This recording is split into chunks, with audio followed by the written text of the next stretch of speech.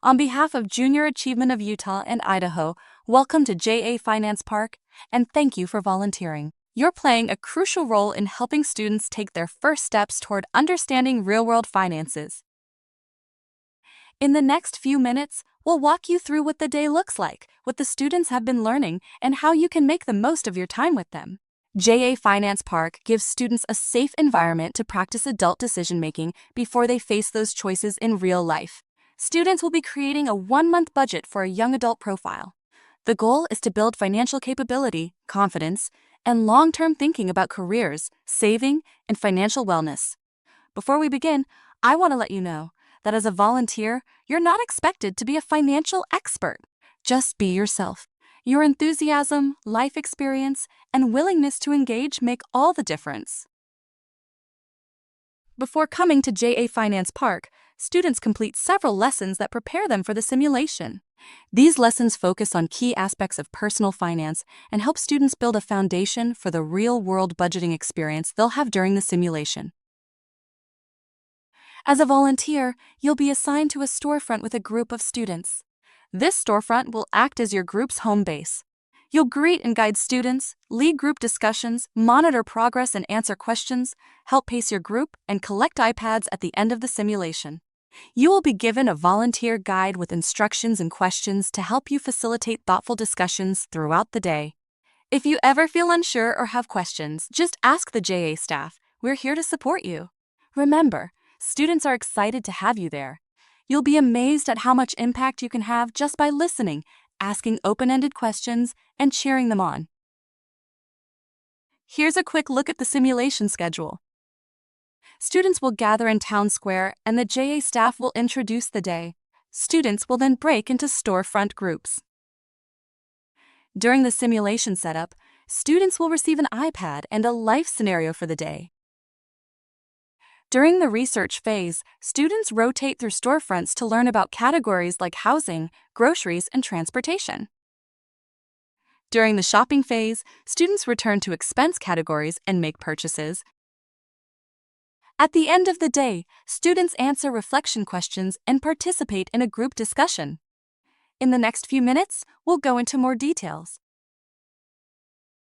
When you meet your group of students for the first time, please have the students introduce themselves and put on a name tag.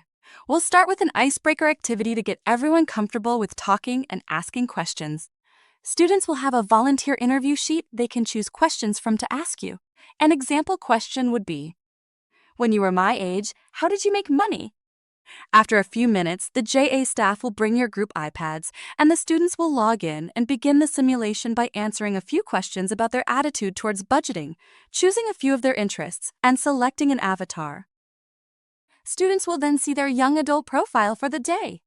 They will find out what their job is, how much education they've completed, their gross yearly and monthly income, and what their credit score is. They will also find out if they're married and if they have any children. When your students get to this screen, pause as a group and have everyone take a turn sharing their young adult profile. After your students have shared their profile and clicked Next, a passcode is required box will pop up. Passcodes will be required several times throughout the day and will be found in your volunteer guide. These passcodes will help you pace your group so students don't get too far ahead or get left behind. In addition to the passcodes found in your guide, the JA staff will have additional passcodes which will be given out over the microphone. These passcodes help us keep all the groups moving at a similar pace. If your group is waiting on a JA staff passcode, there will be various activities you can do with your group, which we'll touch on later. Once you've given your group the passcode, students will be asked to calculate their net monthly income. You can pause here and discuss what the difference is between gross and net pay and what kind of things our taxes pay for. After you've given out the next passcode, students will discover if they have student loans and credit card debt.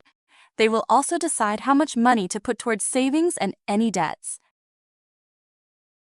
During the next phase of the simulation, students will research different budget expense categories and decide how much money to allocate to each expense. As a group, you will rotate with your students clockwise throughout the city to learn about each category. In your volunteer guide, you'll have a passcode to give students to unlock the category, along with some discussion questions to ask. Plan to spend 2 to 3 minutes at each stop. Students must allocate at least $1 to each category and may have to go back and adjust their numbers. Minimum and maximums are just suggestions based on that student's net monthly income. Students may need to go above those suggestions for categories like housing. After unlocking each category and setting their budget, students will receive a prompt to submit applications for auto and mortgage loans before proceeding to the next stage. To apply for the auto and mortgage loans, students will click on the car and condo icons under their profile picture. After students have applied for their loans, they can make any final adjustments and then confirm their budget. Emphasize with your students the importance of making a plan for every dollar. At this point, depending on our group size and schedule, we usually take a break from the simulation for lunch and have the students log into a virtual career fair called JA Inspire, where students can explore different career paths and visit virtual company booths. After lunch, students will be given the next passcode and move into the shopping phase. First, students will be notified if they have been approved for auto and mortgage loans. They will then revisit each budget category and make their shopping decisions. It's great to encourage them to shop for their most expensive categories first, like housing and transportation, and take care of their needs before shopping for their wants. Students will also have the option of making purchases using their credit card. It's great to have a discussion on the pros and cons of using credit cards and the long-term implications of doing so. If a student overspends in a category, or if they have unspent funds, they can revisit any expense category to adjust their spending. There are a few categories, like self-care and vacations, where students can choose not to make a purchase. After students have completed their shopping, they will be notified that their bills are due. They will then answer the same questions they answered at the beginning of the simulation to see if their attitude towards budgeting has changed. Students will then view a final report summarizing their financial decisions for the day.